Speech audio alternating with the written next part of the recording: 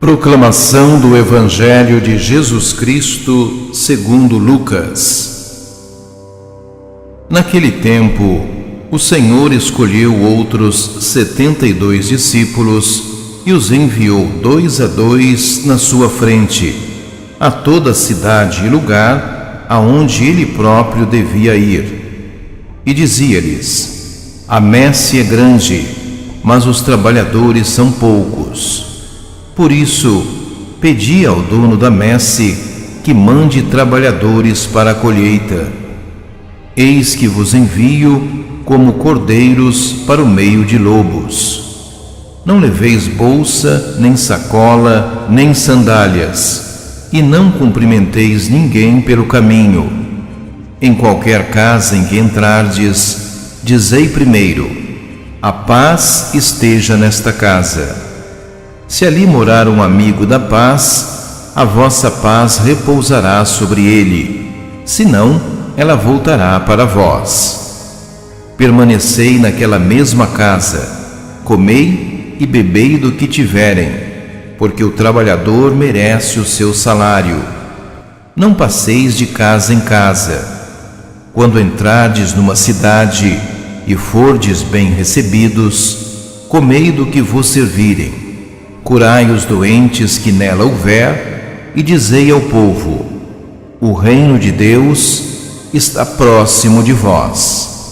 Mas, quando entrardes numa cidade e não fordes bem recebidos, saindo pelas ruas, dizei: até a poeira de vossa cidade, que se apegou aos nossos pés, sacudimos contra vós. No entanto, sabei que o reino de Deus está próximo.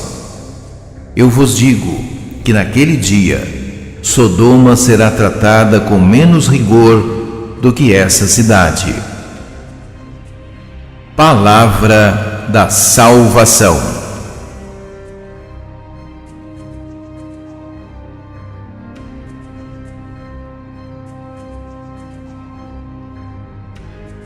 Dizei ao povo: o reino de Deus está próximo de vós. No Evangelho de hoje, Jesus dá instruções a 72 discípulos que manda em missão. A primeira instrução revela como Jesus tinha preparado um roteiro a seguir por aldeias e cidades. Ele iria a todas elas depois, mas os discípulos deviam ir antes, preparando sua chegada. A segunda instrução mostra como era imenso o trabalho que Jesus e seus discípulos deviam realizar. Naquele momento, o povo eleito estava preparado para a chegada do reino de Deus, e todos queriam ouvir Jesus e seus discípulos sobre aquele assunto. No entanto, não havia discípulos suficientes para ajudá-los. Foi por isso que Jesus disse aos seus 72 discípulos que pedissem mais outros a Deus para dar conta de uma colheita tão grande à sua frente. A terceira instrução é breve. Jesus disse aos discípulos que iriam como cordeiros ao encontro de lobos. A quem Jesus se referia falando de lobos? Naquela situação, o único risco que os discípulos encontrariam seriam os líderes religiosos, os que já tinham se mostrado verdadeiros lobos contra o próprio Jesus. Por este motivo, Jesus precisou advertir seus discípulos. O que acontecera com ele, com eles também ia acontecer.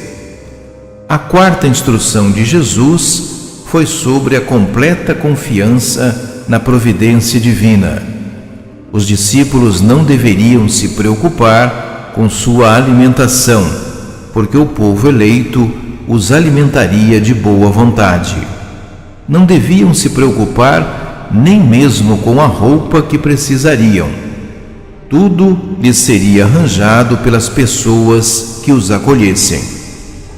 Podemos imaginar que tudo isto Jesus já tinha combinado com seu Pai Celeste em benefício de seus discípulos.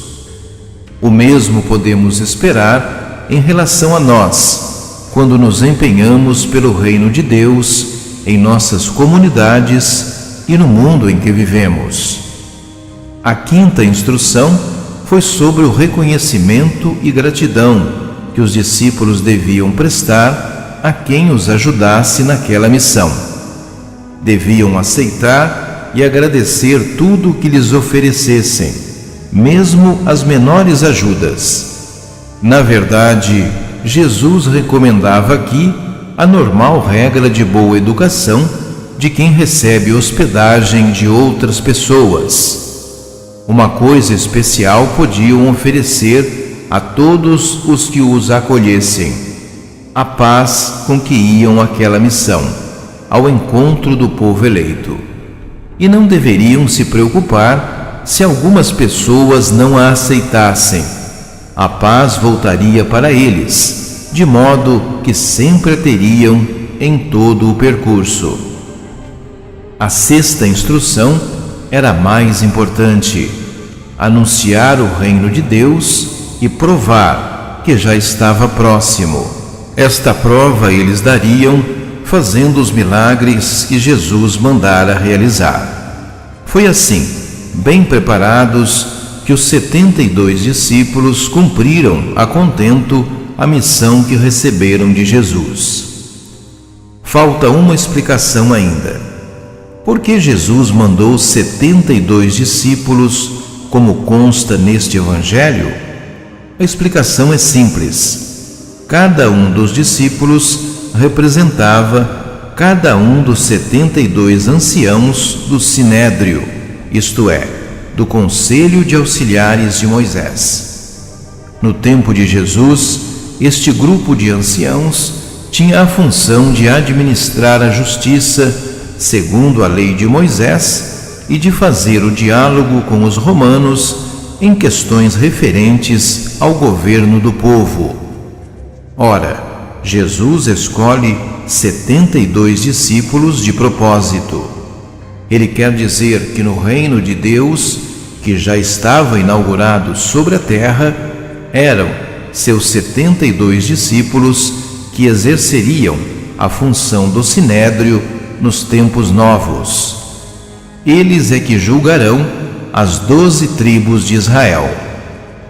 A mudança que Jesus introduz na justiça judaica, portanto, é radical. Pensemos nisto. Veremos como o que Jesus faz por vontade de Deus Pai não tem retorno. É para valer e permanecer definitivamente. Nada será como antes da vinda do Filho de Deus ao mundo.